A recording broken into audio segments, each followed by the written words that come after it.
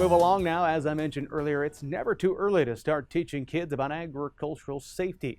One program that makes a big difference is the Progressive Agricultural Safety Day, the largest rural safety and health education program for children in North America.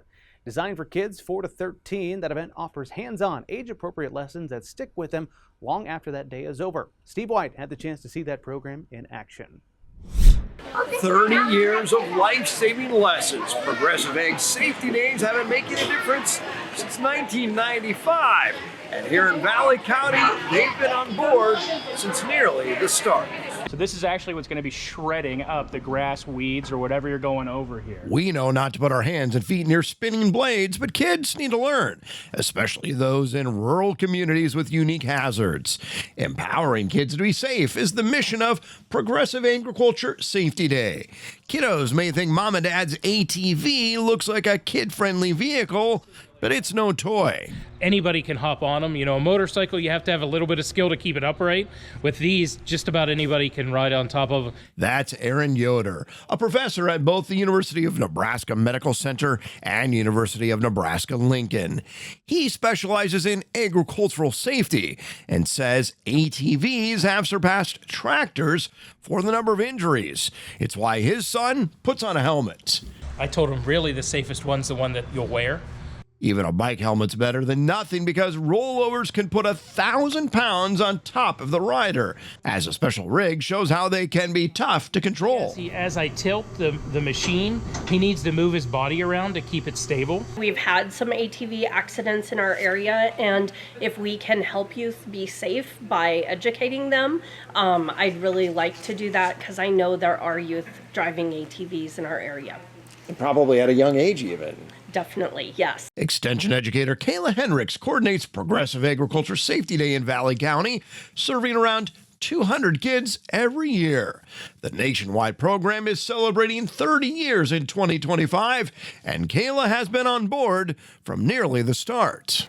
I'm pretty sure this is like our 28th or 29th year. So almost from the beginning. Yes. Federal data shows agriculture remains among the most dangerous industries, and studies have shown a high percentage of those injured are youth. If we can save a life by teaching safety education, it is well worth it. Henricks covers some topics every year, like basic tractor safety. The State Patrol joins her with a visual on the importance of seatbelts, but she also covers mental health and emergency preparedness. Try and prevent them, but also know what to do if something happens. Progressive Ag Safety has grown into the largest rural safety program in the nation, reaching millions. Valley County has served thousands, and Henricks says the impact extends to the whole family.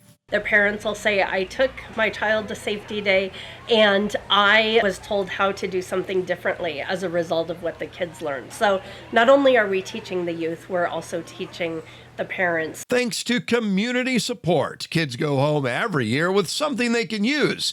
It might be a helmet, life jacket, or first aid kit. Retired ag teacher Gene Ray is part of the organizing committee, convinced it has made a difference. How do you measure the accident that you prevented? If you prevent an accident, it doesn't happen. And that's our goal, is to prevent accidents. As the program celebrates 30 years, and Valley County almost all of those, Kayla Henricks just wrapped up service on the national board. Because of her belief, it saves lives. Truly, that is why we do it, and we sure hope that it has made a difference in people's lives. Henricks said after 3 decades, the national program continues to assess how to better serve people, and that includes new outreach efforts to schools and rural communities. With another stop down the white line, I'm Steve White,